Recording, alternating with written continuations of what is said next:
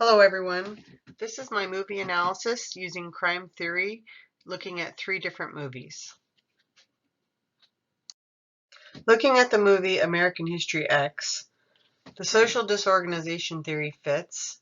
If you look at the movie takes place at Venice Beach in California. It is a time period where there was an influx of immigrants and minorities. The social disorganization theory would apply here. There were low-income families living in the neighborhood. The household that the two brothers lived in was a single mother-run household. The father had been killed by a black man who shot him as he was attempting to put out a fire, as the father was a firefighter. And you also have the influence of the neighborhood setting on the criminal activity that the two brothers become involved in. If you would look at the Chicago school, it's more of a zone 2 high crime neighborhood where there are ethnic minorities and property crimes. In the movie, there was an attempt by, I believe it was 2 black guys to rob the character on the left or steal something out of his truck, which resulted in him shooting them and killing them. It was a pretty violent scene where you see him head stomp one of the people on there. He's clearly a white supremacist. If you would classify him under Cesar Lombroso's theory of having tattoos make him more criminal. And there's also the theory that criminal behavior is learned from intimate groups, which would have been the group that he joins, which is a neo-Nazi white supremacist group, after the death of his father. He seems to blame all of his problems on minorities and the fact that they are taking away jobs from him and that the white American families were suffering. But failed to take any kind of responsibility, for his own actions. Under Agnew's general strain theory, what happened was they suffered the significant loss of something valued, which would have been their father, who was shot and killed, which resulted in their negative coping skill, which would have been joining the gang. They had a sense of unfairness. They didn't understand, how could this firefighter who's a hero, going to put out a fire, and he gets shot and killed by, a drug dealer who happens to be black. In turn, they take all of their anger and frustration out on the entire black, population. And you see when he stomps on the young kid's neck and kills him, it's almost like he's smiling, and it's more of like a revenge as a motivator for his crime as well, due to the loss of his dad. If you look at Miller's theory on low-class juveniles, you can see that they value, toughness and the fact that they kind of run the streets. The little brother kind of is on his own. The mom is not in very good health. She's trying to raise, the 2 boys. There's an older daughter and then a younger daughter. So they kind of run amok in the streets, which is why they get hooked up with this white supremacist leader who kind of, manipulates them and convinces them to think that, it's all about white power. And, if you also look at the end of the movie, you see the picture to the right where the older brother, he goes to jail for murdering the black guy that was breaking into his car. And he kind of changes his way of thinking after being raped in prison by some white supremacist cellmates or inmates. And when he gets out, he changes his way of thinking, and he kind of goes from a rebel, resisting the system, to a conformist where he's going to put on nice clothes, and he was going to go for job interviews and try to get a legitimate job. The movie has an interesting twist in the ending. I'm not going to ruin it, but this is one of my favorite movies. I actually have seen it several times.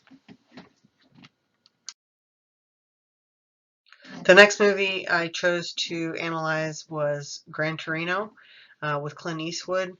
Clint Eastwood is a Korean War veteran who returns home.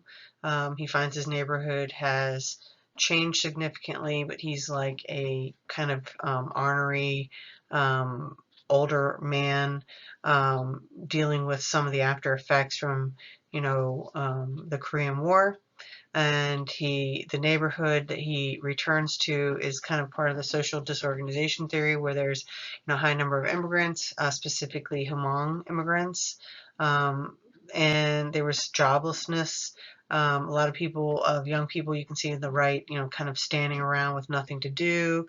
Um, it's a working class neighborhood. In fact, the people that move in next to him, you can see the picture of the right, is a single mother household.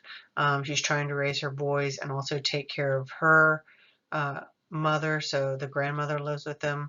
There's crime in the neighborhood. The gangs come and try to take one of the family members out, and Clint Eastwood steps up and tries to, you know, uh, step in and block them from doing so.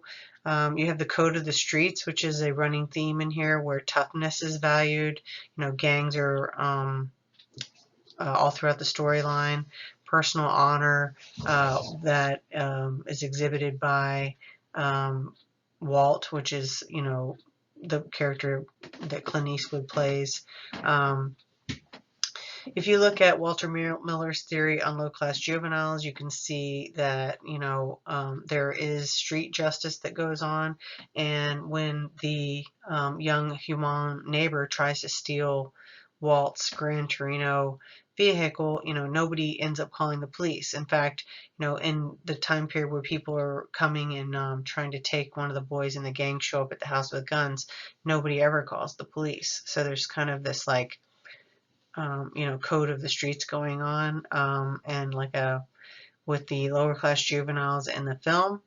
Um, Part of another theory that could apply to this movie was Theo, which is the young character, in the top right-hand corner of the picture. His life trajectory changes when he gets caught stealing Walt's, or trying to steal Walt's Gran Torino, and as customary in the family, they said that he owes Walt something, and they want him to work for him, and he agrees. So Walt is a lonely man, and his life trajectory changes when he kind of befriends Theo, and Theo learns from him and lacks a father figure. So at one point, Walt hides Theo in his house, locks the door, and goes out and meets, confronts the gang members who are there. And he does that thing where you see the picture, with his hand out like he's shooting, and he reaches in his pocket and they shoot him. So it's almost like Theo's life course trajectory changes during that time period too, because they end up shooting, his neighbor, but yet Theo is safe. Um, the collective efficacy theory also applies to this, where Walt ends up being friends with his neighbors. He knows them. He ends up looking out for them when they're away from the house and he sees them. Um, and they do control the crime in their neighborhood by, watching out for each other and knowing what's going on. Several times Walt steps in to protect them. The last movie that I looked at crime theories was The Silence of the Lambs, which many people have probably seen. It's a classic. And obviously Hannibal Lecter, definitely plays the role of a psychopath. He meets the criteria that Robert Hare, his psychopathic checklist, where he definitely lacks empathy for his victims. He kills them, he eats their liver, eats their body. He lacks remorse when he talks to the authorities once he's in prison. And he has superficial charm when talking to Agent Starling. He's cunning and manipulative, as well as also very smart. An interesting twist to this movie is under the sciences. Now, the Hannibal Lecter is a talented psychiatrist who is now, um, instead of helping people with mental health issues, is the person with the mental health problem himself, um, which is also why he got caught and committed these crimes. Um, the other character also that could be classified as a psychopath will be Buffalo Bill, who is the character, to the right, who has kidnapped, a woman, and, what he does is kind of kidnap heavy-set women, and has them put lotion on their skin because he's going to make a women's suit out of their skin. He kills them. He definitely lacks empathy for his victims or remorse for the crimes. He laughs when they're screaming down in their pit, and they have the famous line that he says in the movie where he drops lotion down to them and tells the female victim, it rubs the lotion on its skin or else it gets the hose again. Which is him talking almost in the third person, and then he's also, grandiose and very, he's flamboyant, as you see in the picture at the bottom. So it's almost as if it's all about him. He's almost got a narcissistic personality as well. Um, and then I applied looking at the feminist theory to this film, where, at one point you look at, the woman is the traditional victim, the damsel in distress. She's in the pit. She needs to be rescued. But there's also the issue of now Agent Starling, who you see in the picture, is surrounded by all male police. She has to deal with a male-dominated field. She's an agent that's taking on this case. She has to prove herself, and she's very dedicated in getting it done. But she has to deal with them all, like oogling her and looking at her like, why are you here? You're a woman, and this is a, law enforcement position.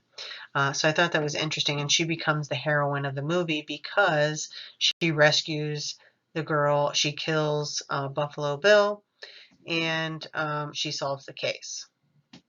Okay, thank you for listening.